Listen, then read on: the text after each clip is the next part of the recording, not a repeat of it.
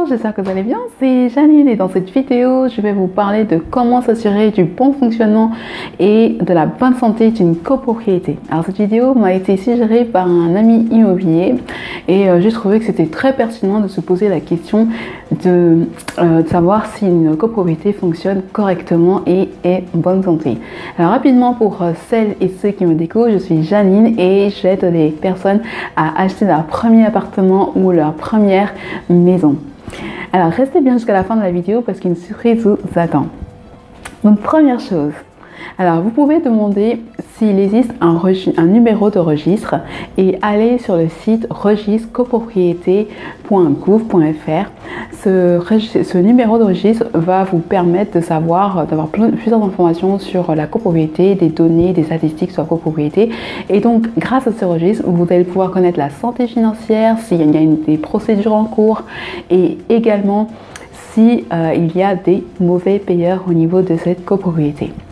Deuxième point à vérifier, vérifier si la copropriété est endettée. Donc ça va vous permettre de savoir si elle va pouvoir continuer à payer les fournisseurs ou elle va pouvoir payer en fait tout ce qui est contrat nécessaire à l'entretien de l'immeuble.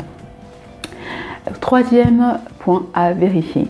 Vérifier si un budget prévisionnel, si la copropriété prévoit un budget prévisionnel précis. Donc ça c'est important. En fait, il ne faudrait pas qu'elle prévoie un budget trop large et ni insuffisant, mais un budget précis, comme ça vous allez pouvoir ne pas avoir des dépenses en plus et puis vous n'allez pas être obligé d'avancer énormément d'argent en fait finalement pour rien. Voilà. Quatrième point à vérifier. Demandez les relevés de charges pour vérifier si vos charges se situent dans la moyenne. Et ça va vous permettre d'aller sur le site donc oscarunarc.fr qui est un site qui va rassembler toutes les charges des différentes copropriétés en fonction de leur taille. Donc vous allez pouvoir comparer donc les charges d'une copropriété de taille similaire à la vôtre et vérifier si vous êtes dans la moyenne. Cinquième point, vous pouvez vérifier si les travaux sont bien gérés et s'ils sont bien planifiés. Vous pouvez demander le carnet d'entretien de l'immeuble et ainsi voir si les gros travaux ont été faits en temps et en heure, si en fait l'immeuble est bien entretenu. Sixième point. Donc vérifiez également si les charges sont payées régulièrement et s'il y a beaucoup de personnes qui ne payent pas leurs charges. Voilà, vérifiez, assurez-vous de cela. Et en fait, si il y a moins de 5% de mauvais payeurs, ça n'aura pas d'impact sur le fonctionnement de la copropriété. Septième point à vérifier.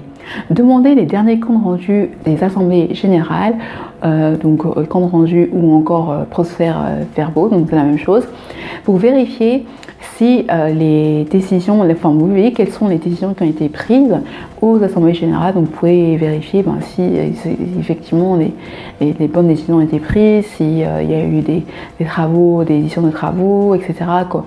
Quelles sont les décisions qui ont été prises et ça va vous donner une idée de comment la copropriété est gérée. Huitième point, lisez attentivement le règlement pour ne pas avoir de mauvaises surprises. Et pour vous qui êtes resté jusqu'à la fin de la vidéo, le conseil bonus c'est de préférer donc autant que possible les copropriétés avec des syndics bénévoles que les propriétés avec les syndics pro, tout simplement parce que ça va vous permettre d'avoir moins de charges. Et effectivement, les syndics pro coûtent beaucoup plus cher vous entraîner plus de frais que les syndics bénévoles. Donc moi, j'ai acheté dans une copropriété avec un syndic bénévole. Pour l'instant, il est toujours bénévole et effectivement, je ne paye pas de charges énormes. J'ai commencé à payer 30 € de charges par mois et parce qu'on a eu un problème de fuite, ça a augmenté et là actuellement, je paye 50 € de charges par mois pour 34 mètres carrés. Donc ça me paraît raisonnable. Voilà, et puis j'ai pas eu d'autres frais depuis quoi. Voilà, donc voilà. C'est mon conseil. Donc voilà, c'était tout pour cette vidéo. Alors pour celles et ceux qui souhaitent réussir à l'achat de leur bien immobilier, vous pouvez télécharger le pack acheteur que je vous offre gratuitement. Et vous suffit de cliquer sur le lien qui se trouve en dessous de la vidéo. Et n'hésitez pas à vous abonner pour ne pas manquer mes prochaines vidéos. À très bientôt. Je vous souhaite une très belle journée. Ciao, ciao!